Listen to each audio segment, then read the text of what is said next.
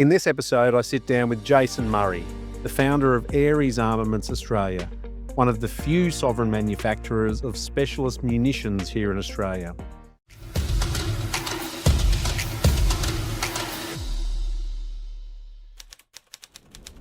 Mate, I wanted to move on to, obviously, real key element of how you make your product and how you make your company, and that's your key stakeholders, namely your workforce, and looking at, partnerships and regional development. Now you've partnered with Aimpoint to create new training pathways, and particularly for veterans, which is close to my heart, being on the border legacy.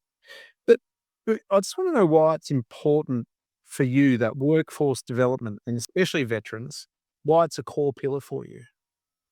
Well, the very nature and the core of our key markets, I think needs to be represented by the people making the products. And so 95% of our team are veterans and ex-police officers, either tactical or general duties. One of our board advisors is a recently retired assistant commissioner from South Australia Police. So we have a team that's steeped in the industry as hands-on users, as well as from a governance and leadership perspective, understanding what it means to have a team that's embedded inside of an industry for their entire career. One of the things we noticed with the workforce, certainly as we were looking to possibly expand up into a guided explosive ordnance load and assembly plant, is that you really do have to grow your own talent locally, on top of the fact of the history of the people that you're recruiting. And so working with Mark Robinson and Adam Levi and the team at Aimpoint was something that we talked about from the very outset.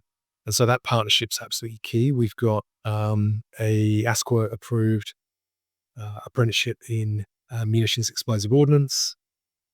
We're working through an armourer's course, tri-level, so all the way through to Master Armourer, and then there's a ballistician's course in the works as well.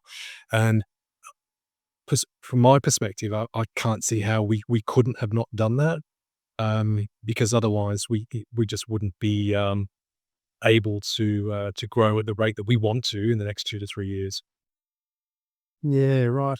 And Jason, you mentioned a second ago that you're looking at the manufacturing facility there in Murray Bridge. What would it mean for regional economic development and Australia's defence ecosystem to get that up and running? Well, I think certainly 18 months ago, there's a fraction less of an understanding of the importance. And most recently, we've had conversations where there seems to be much more appetite for a defence precinct, where we can have multi-users in a privately owned site instead of government-owned, contractor-operated, which allows for greater speed and agility of what can actually be done on the site. What we were looking at was, and still is very much, a facility that supports local SMEs who were looking and are looking to provide platforms with munition. Because at the moment, if you've got an aerial uncrewed vehicle or a ground uncrewed vehicle, you can build a platform, but getting a partner to design, develop the munitions component with you is particularly difficult. So that's always been the intent. We've had very positive response from some of the Commonwealth agencies that are looking to support that type of capability. But at the moment, we're still working through getting responses from the final sponsor, being the Commonwealth. It probably as well, Todd, lends itself to the particular notion of the elephant in the room that most people don't want to talk about, which is when we're talking about surge and capability of Australia. It tends to be these days a question of, can industry surge? And I think we've proven that we can stand up a munitions factory from zero to plant machinery commissioned in 6 months. And then we've had to wait another 6 months for licensing legislation to catch up. And then we're having to wait another couple of months as our supply chain and further legislation sorts itself out. And so then if you extrapolate that out to the complexity of a load and assembly site on 100 acres at Murray Bridge, you can start to see how long that's going to take in the current system. So I don't an industry issue. No, I'm with you, unfortunately, mate, or fortunately, but, the bureaucrats need to be more agile. They're pushing industry, well, they're pushing everything back on industry. Not that we should be reliant on government for everything either, but if they're the main buyer, which defence are, and which, state, policing agents are, they need to be supporting the supply chain, the everything from raw material out of the ground. So whether it's critical minerals miners in New South Wales through to assembly and manufacturing like yourself in South Australia.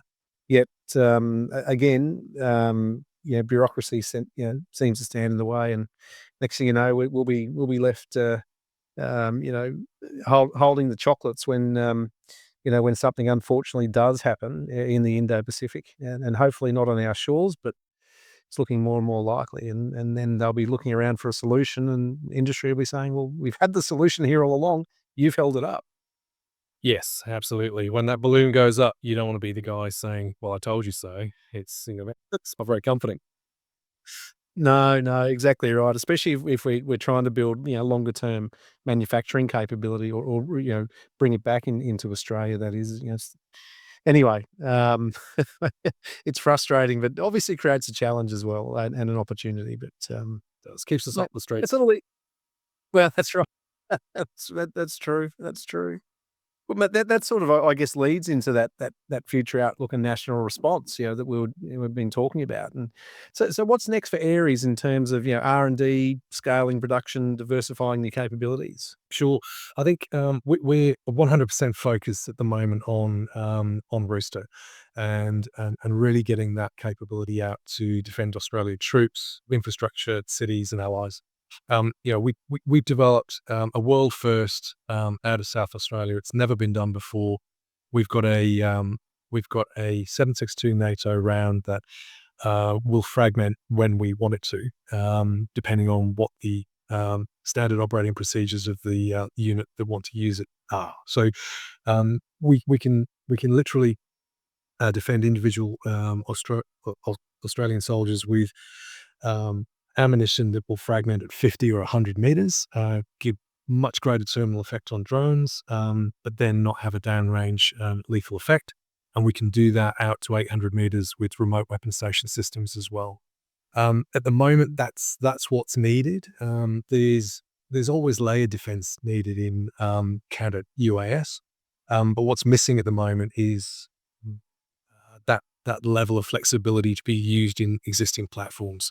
So we've got a product that can be used across a whole different array of current in-service weapons, both from individual as well as we think that's crucial. And as much as we've got a host of other products coming through in EOD disruptors, we've got some proprietary 12-gauge vehicle interdiction rounds that are particularly difficult to get just because of supply chain, but we're making them here with an Australian proprietary design.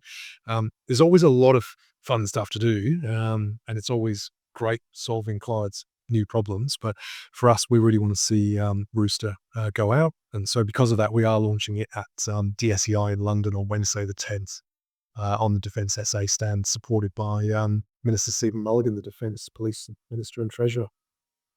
Oh, wonderful. That's a good show, that too, over in London. Yeah, fantastic show. Yeah, huge. So looking forward to that. Oh, good. That's great. Mate, you mentioned you've support from the local defence minister out of South Australia. So defence industry minister. Yeah, looking at, I guess, state government and also federal government. If you could get one policy change or investment from government tomorrow to accelerate Aries' impact, what would it be? It would have to be a unit very much like the US DoD's Defense Innovation Unit, the DIU. We don't have enough. We just don't have enough early stage investment in startups. There's too much of a risk aversion to be able to provide that funding.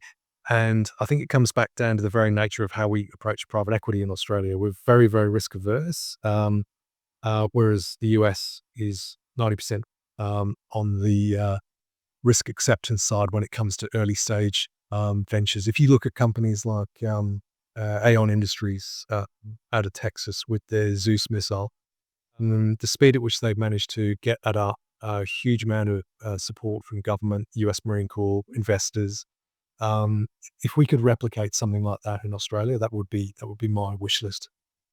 Yeah, mate, that's and yeah, that shouldn't be out of reach, but, even looking at, going, coming back down the chain a little bit closer to venture capital rather than PE, and you see, those who specialize in defense and national security, it's hard to get the high net wealths and the super funds to invest into those. Um, Again, because they don't have that long-term view of that patient capital until you see something like, like Aon or Vatten or Delta Black all out of the US, who go from a 10 mil val to a 300 mil val to a 3 billion val overnight. And then we go, "Oh, why didn't we get on board there?" Well, you had the opportunity. Some you've got to support these businesses. There are other local businesses, like Aquila, here in Australia as well, who are playing in the space with energy and powering drones using laser beams.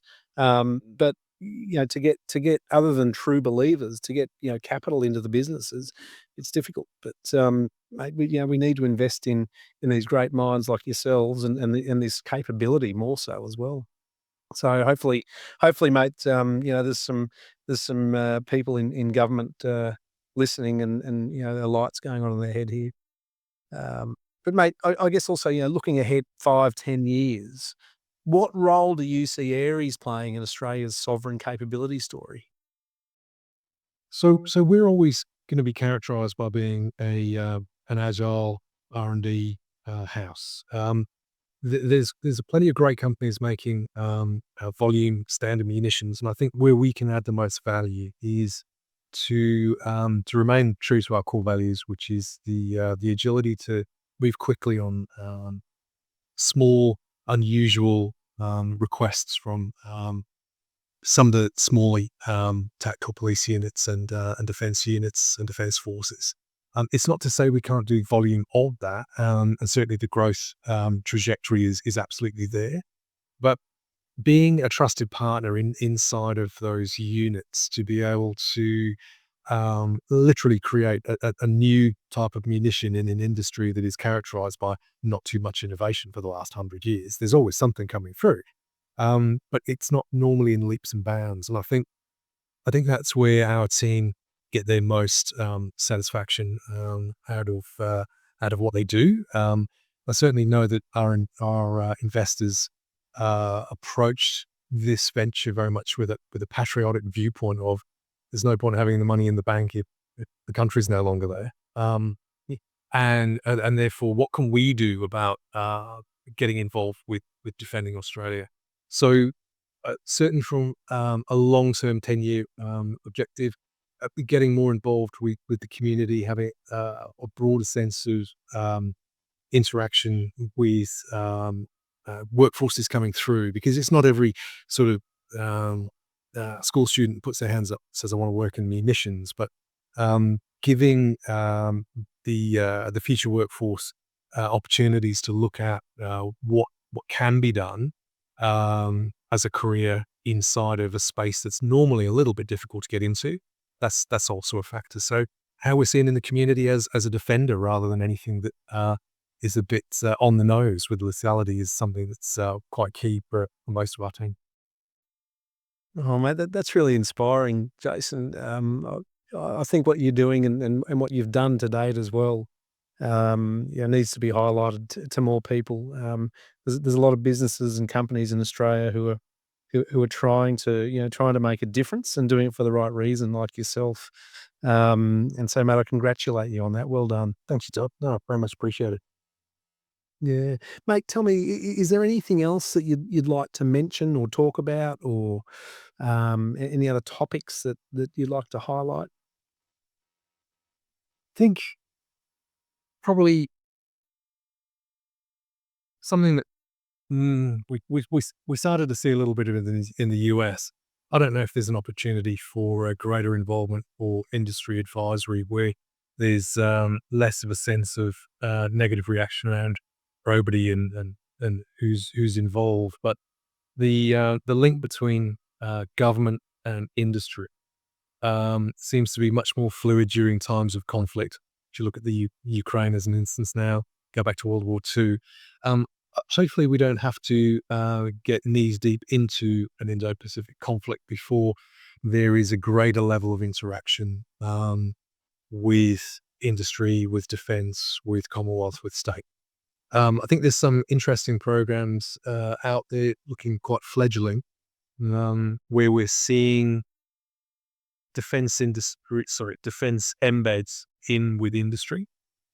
Because at the end of the day, the knowledge around who's who and how things work is as essential as the contractual obligations with defence and industry. So I think tracking that through and making that more of a priority now rather than in the future when we really need it is probably going to hold us in good stead when the time comes.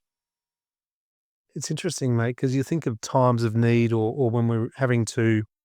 It's not even about planning and preparedness, it's about response. You look at COVID, scouring the region for PPE as an example, and lots of it, and paying through the nose. Yes. And we weren't ready, and our supply chains weren't ready to one, to source the product, two, to verify the product as well, which is another challenge, especially if you're looking at what the industry that you play in as well. Verification takes a long time, and certification, let alone from a mask or a gown or gloves. So how can that, the military industrial complex, get together now and make sure that in a time of need, because we're not going to have much notice when things go pear-shaped. How are we going to make it all tick? I find it really, really interesting, and you raised a very good point there. Yeah, you kind of want to be to the left side of bang, not the right side of bang. And Yeah. there are programs coming through looking to try and mitigate that. I mean, we've seen the Partnership for Indo-Pacific Resilience really push forward through Defence Secretary Hegseth. So there are discussions in play, and exactly to your point around certification. At the moment, ammunition certified in Australia is NATO MOPI, not NATO certified, and so could we at least look at an Indo-Pacific NATO certification platforms and munitions hub rather than having to send everything to Europe or back to the US. I mean, those sort of investments could be quite pivotal in how quickly we integrate with allied forces should when Mm. the balloon go up. Yeah, and that interoperability is a big thing too, isn't it? And it gets back to the training that you were talking about earlier when we were having a chat, and how important that is. Which I guess almost takes you, down that path of, when you look at the military industrial complex, is adding, probably a third level into that being the academic, I guess, component of that as well, and not just talking about.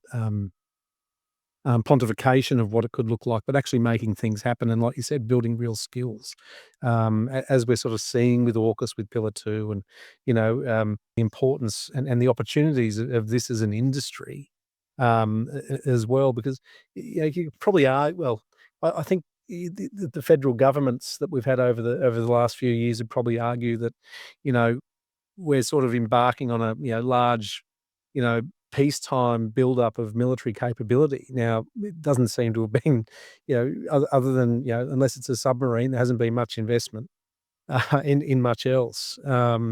But looking at that triangular relationship of universities and defence industry, I think, is quite important, as well, and that shake up, especially given the pessimistic strategic outlook at the moment. I think that needs to be brought back on track. It seems to have gone off track a bit. I don't know how we do that, and tie that into, who's looking at our sovereign supply chain challenges. You're absolutely spot on, and I think that's that sort of trilateral component of this problem was really highlighted in the book Scott Hargreaves' team and the IPA team, No Higher Priority. If you read through that, even with a squinty eye, you can see that there's a huge amount of practical, down to earth, achievable points that could address many of the problems that we're facing. But a lot of the time, all of the effort goes to the big, bright, shiny, major multi-billion-dollar projects. And certainly when it comes to munitions that are a couple of dollars or $10 or $20 each, it's it's not quite building another lightsaber like a lot of our scientists like to do. It's just beans and bullets, but particularly useful unless you haven't got them.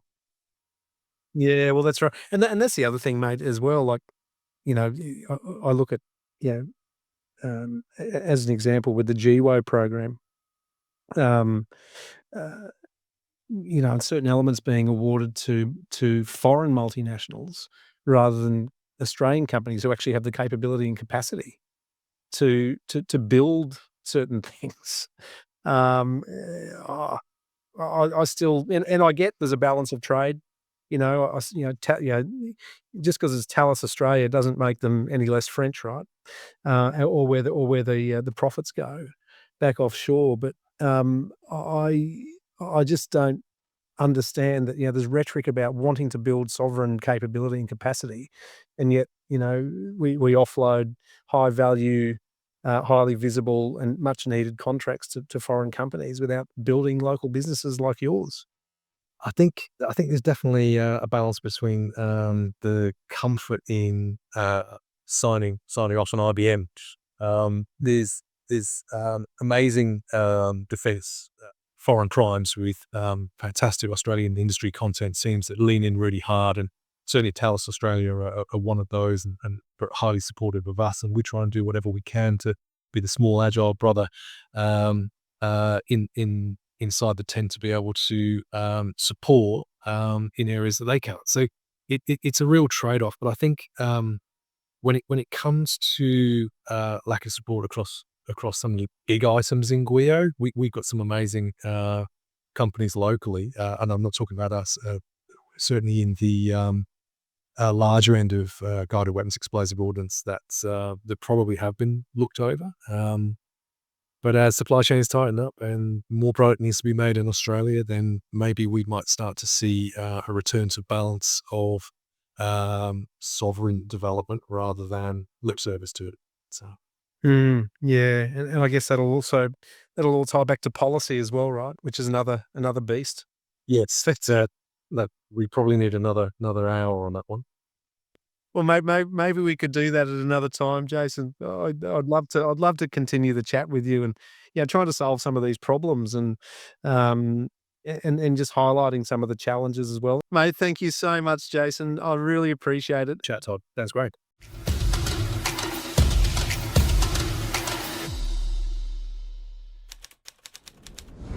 That was Jason Murray from Aries Australia, a clear example of how Australian ingenuity and determination can drive sovereign capability where it matters most.